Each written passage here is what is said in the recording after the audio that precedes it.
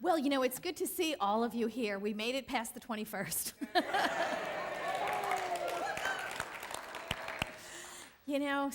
So maybe the shift that they're talking about was just simply the end of an old idea and the beginning of a new one.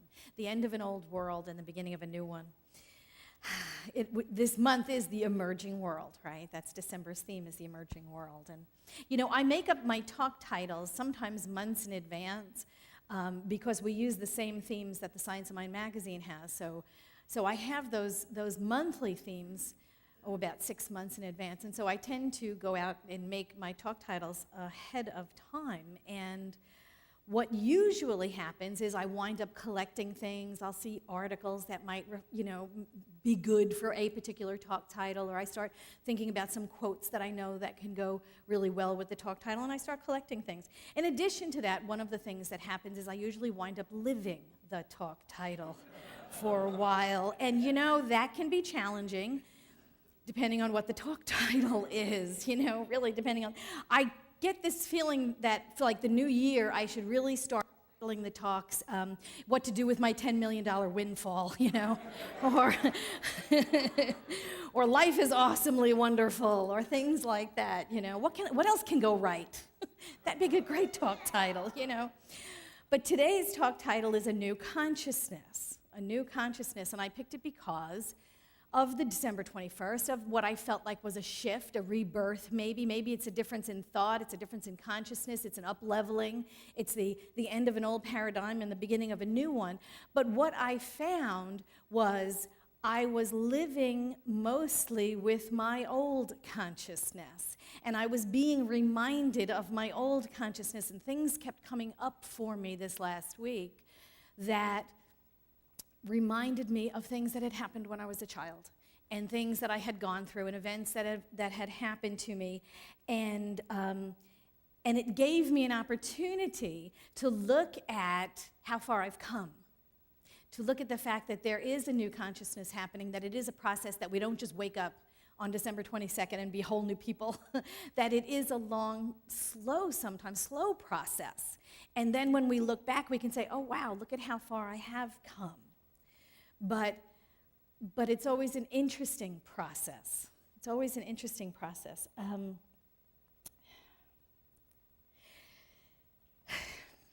The events of last week, of the Sandy Hook elementary shooting, brought up a tremendous amount of anger in me, and grief, and outrage, and frustration.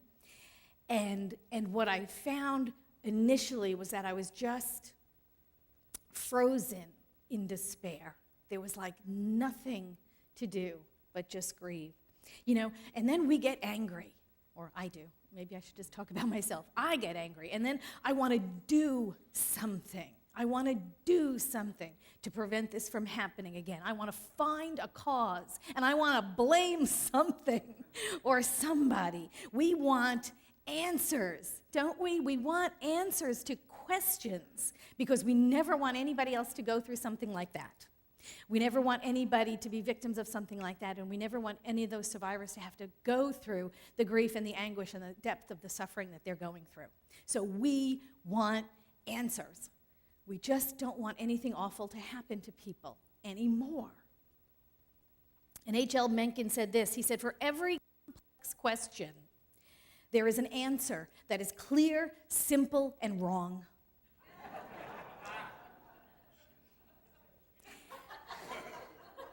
And those people that would reduce a tragedy of that magnitude to a single issue, are they themselves wrong? They're wrong. This is not about gun control, but gun control is certainly a part of it. The NRA perspective, everybody should own a gun. We should issue them like Social Security cards. You're born, here's your gun, here's your number. That's their idea. Well, let's just arm everybody. That'll end the violence. Now, I don't know about you, but when I was a mom and I was doing preschool classes, when my kids were little, and we were doing the Mommy and Me classes and preschool classes, and I used to take them, and if one kid hit another kid with a rock, we did not distribute rocks to every kid in the class. Okay? That's not the answer. We talked to our children. We told our children to use our words. Use your words. Use your words.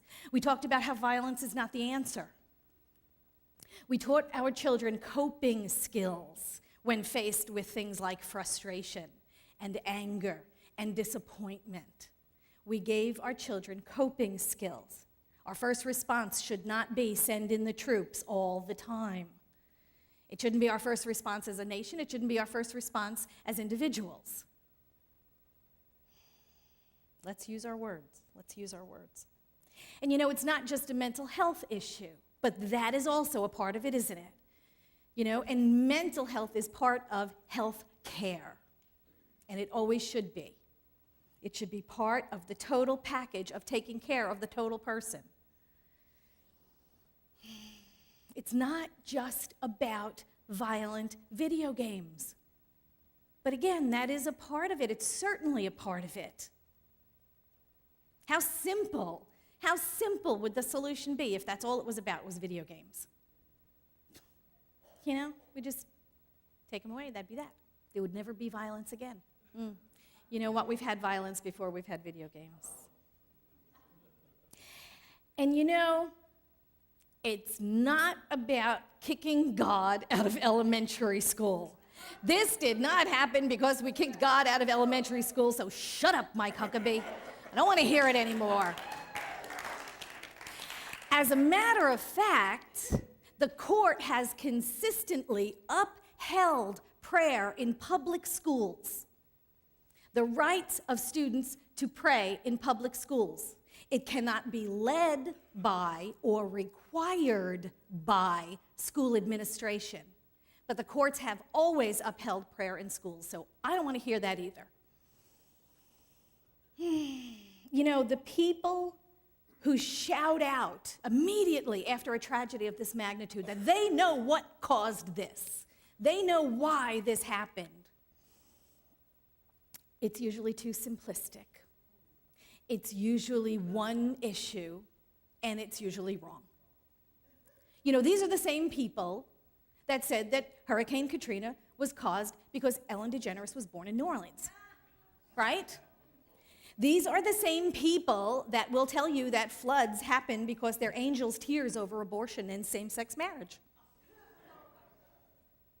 Susan B. Anthony said once that she doubts people who claim to know why God wanted this or that to happen because she noticed it's always exactly what that person wants to have happen. Ernest Holmes said this. He said, "I give thanks to the God that is, that the God that is thought to be isn't." I give thanks to the God that is, that the God that is thought to be isn't. And that's our consciousness. That is the consciousness of our spiritual philosophy. God didn't make what happened happen. And God didn't let what happened happen. And our new consciousness must be a new consciousness that has a bigger idea of God. God is more than that. The people who claim that things that happen are punishment by God or divine retribution by God have an infantile idea of God. Let's leave the Old Testament God where it belongs, in the Old Testament.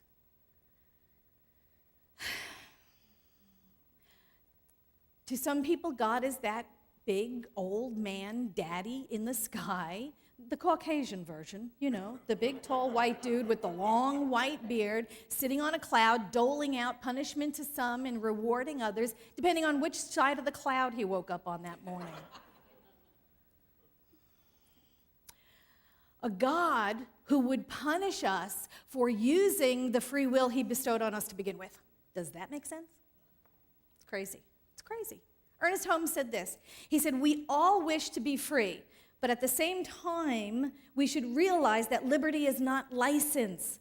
To say we are free with the freedom of God does not mean we are free to do that which contradicts the divine nature. We are free only in the freedom which God is, the freedom to be alive, to enjoy living, to enter into activities of everyday life with enthusiasm and interest. We are free to love and be loved. We are free to give full and complete expression to every capacity that we possess, provided this freedom harms no one and hurts no thing. There's the caveat. Harms no one and hurts no thing. So here is where the Second Amendment rights of a person ends. Here's where it ends. Right where the life of another person is. The Declaration of Independence said it. We hold these truths to be self-evident, that all men are created equal, that they are endowed by their Creator with certain unalienable rights, and that among them are life, liberty, and the pursuit of happiness. We have an unalienable right to life. And that's God's life. That's God's life expressing through us. And at the core of our being, we are spirit. There is no separation. God is in its creations, just as it created everything. When we say that God thought itself into form, that's exactly what we mean. When God, that sentient being, said, I am, the entire manifest universe is birthed into form and continues to outpicture and continues to outpicture, and spirit inhabits form and abandons form all the time. It is a continuing thing. It's not something that happened 17 billion years ago and then stopped. The creation process is forever ongoing. And God is both eminent and transcendent. It stands outside of space and time, and it also is intensely, intimately one with its creation simultaneously. So within us nestles that seed of perfection. Within us is the divine living its life through us. And if each and every person on earth knew that, do you think they'd make different decisions? If they knew that they were divine and that everyone that they met was the divine in form, do you think they'd make different decisions? I do. I do. You know, I think if we knew that the divine lived within us all the time and we didn't forget that, there wouldn't be room for hopelessness and despair, because we would know we're never alone. That's when we feel hopeless and in despair, when we feel like we're alone in the world or that the world is against us. And if we knew, really, really knew at the core of our being that we're never alone and that spirit is with us always, as us, in us, there wouldn't be room. There wouldn't be room. And that's what our spiritual philosophy teaches. That there is no, that the God out there and the God in here are one and the same. That they are one and the same. And that the God in me is the same as the God in you, and that we're all interconnected. There is an interconnectedness of all life, and that energy is God. That energy is God. We are the place where spirit shows up. We're it. We're it. God has no other way to intervene in the physical world except as us. There is no personhood called God that's going to jump on his white horse and run in and save us. We're it. We're it. We are spirit in form. We are the Word made flesh. So don't ask, what would Jesus do? Jesus did his thing 2,000 years ago. Ask, what would I do? What would I do? Because that's the teaching of Jesus. The Father, if you see me, you see the Father. The Father is within me. That was the teaching. Where you see me, you see the Father. But it wasn't about just him. It was about all of us. His teaching was that all of us have that seed of perfection nestled within us. So your question and your wristband should say WWID. What would I do? What would I do? You know, there was a thread going around on the Ministers Listserv last week regarding the Supreme Court deciding to hear Prop 8 and DOMA.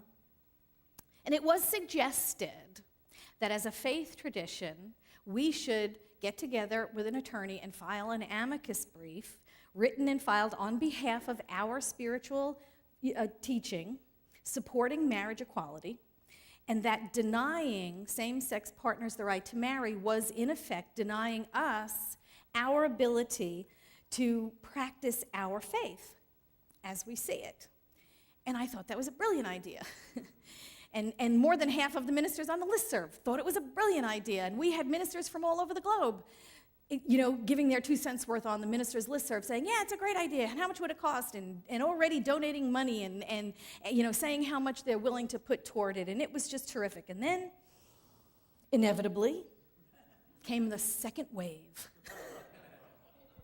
And it happens all the time on the Ministers Listserv, so it's not about the subject of same-sex marriage, it's about the ministers. There are some ministers in our faith tradition that absolutely abhor doing anything, They want to talk about things. They want to sound spiritual. They want to teach spirituality. They just don't actually want to do it, in the real world. And I remember Reverend Kathy Hearn used to say, we could become so spiritual we're of no earthly good. This is where some of these ministers have ascended to. And in fact, I called them on the Ministers Listserv ivory tower ministers, because that's what they do. They sit up in their little ivory tower and they tell us all how it should be. And they don't actually get down in the trenches and do the work that we're called to do. That's the move your feet part of the treat, and move your feet. Okay, so in my response to that inevitable second wave, when I said, there are some ivory tower ministers among us, and then there are some in the trenches ministers, and you know which one I am. And I got my hand slapped for that. It's interesting how that can happen through the listserv, but it does. Anyway, but see, my point is, if not us, who? And if not now, when? The whole idea of this being a practical spirituality is that we actually do something in the world to make things better. And we do it from a consciousness standpoint. So I'm not, we just don't rush around madly trying to fix things. And I know that St. Teresa of Avila said, more damage is done by people rushing around trying to do good work. Because we need to go to prayer first, and we need to go to visioning first. But then Ernest Holmes said, the move your feet part. Come on, people, then there's something to do. And that doesn't mean that everybody has to do everything. What it means is after prayer and meditation, after clarity, you may be called to take some action in the world. Take it. Take it. Do what is being called to do. We are the only place where Spirit shows up in the world. It is through us that things get done. St. Teresa of Avila said this. She said, the Christ has no body but yours. No hands, no feet on the earth but yours. Yours are the eyes with which he looks compassion on this world. Yours are the feet with which he walks to do good. Yours are the hands with which he blesses all the world. Christ has no body on earth but yours. We must be this new consciousness for this new world. The new world was birthed December 22nd. We are the new consciousness for this new world. And we can't be content with just being, just holding the high watch, la, la, la, la, la, just knowing the truth and not doing anything. We're called to then act consciously in the world. We can support an idea whose time has come through prayer only. I absolutely believe that. Not all of us are called to act for the same thing, for the same reason. We can be ivory tower ministers if that's not your calling. If that issue does not call to your heart to do something, yes, be in prayer. Yes, hold the high watch for that issue. Yes, know the truth about that issue, because it may not be your calling to do anything about that issue. As we become more and more awake, as we become more conscious of our calling, we'll know when to act. We'll know when this is something I need to do something about in addition to prayer. My heart calls me to do in addition to prayer. We have members here at Vision that are being called to do regarding the shooting in Connecticut. And so we'll be talking about that in the next couple of weeks. I remember our dear practitioner Edith, who always used to say, she said, whenever she felt like, well, somebody needs to do something about this, she would stop and say, oh, well, then it must be me. Because if you feel that strongly that somebody needs to do something, well, then that somebody is you. And if we are saying that, well, somebody needs to, whatever, fill in the blank, then we know it's ours to do. We know it's ours to do. This is the new consciousness. We call it new consciousness. It's really, it's been around forever. There's nothing new about it. We call ourselves new thought. It's new thought, but it's ancient wisdom. It's been around forever. We are being called to be the change that the world needs. We are being called to be that. And yes, it starts in consciousness. Everything starts in consciousness. And then after that, then we make movement. We are being called to be the change the world benefits by. We're being called to be the change the world is calling us to be. We are being called to do the work for which we were born. And not everybody is expected to do everything. That's why there's like 7 billion of us on the planet. We're not all called to do the same things. Some things we hold in prayer. Some things we know the truth for. And we know that God is right there. We know that love is right there. We know that all of the qualities of God exist through us and as us. But we must say yes to the call that's on our heart when we are called to do something. We have to respond to that tug and pull on our heart, to go beyond prayer, to go beyond holding the high watch, when it's up to us to make the actual change in the world. That's the new consciousness. In The Larger Life, Ernest Holmes said this. He said, "There is a wellspring of life and perfection at the center of your being upon which you may draw. Every longing, every yearning you have ever had, every secret desire on your soul, every constructive ambition you have ever had is a whispering of this life, assuring you that you are one with it. You are a concrete manifestation, a personification of spirit. You are a center where life, passing through you, becomes a definite, distinct, unique individualization of it. There is no one else like you in all the universe. There never will be." This new consciousness carries us into manifestation of a world of peace, prosperity, kindness, and compassion as we allow it to flow through us and demonstrate as us in the world. A world of peace, prosperity, kindness, and compassion shows up through us, as us. We are the only ones. God as us, through us. We are the change. We are here to pray as only we can. Each one of us, each unique voice, each unique individualization, each unique manifestation. We are here to vision with that unique vision that only you have, only I have, because each one is different.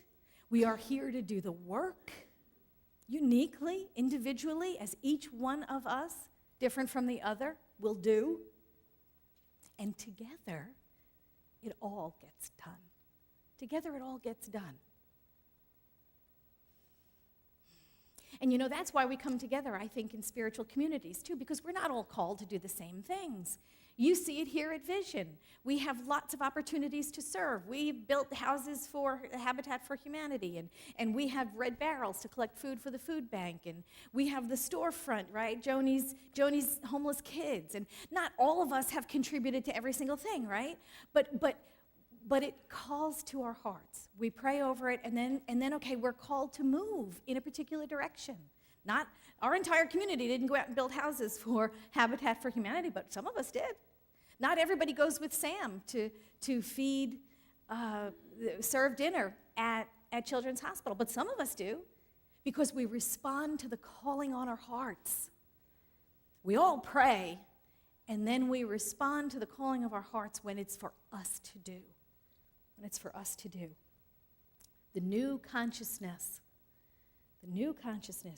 carries us into the manifestation of a world of peace, prosperity, kindness, and compassion. And it happens as we become that. Thank you so much.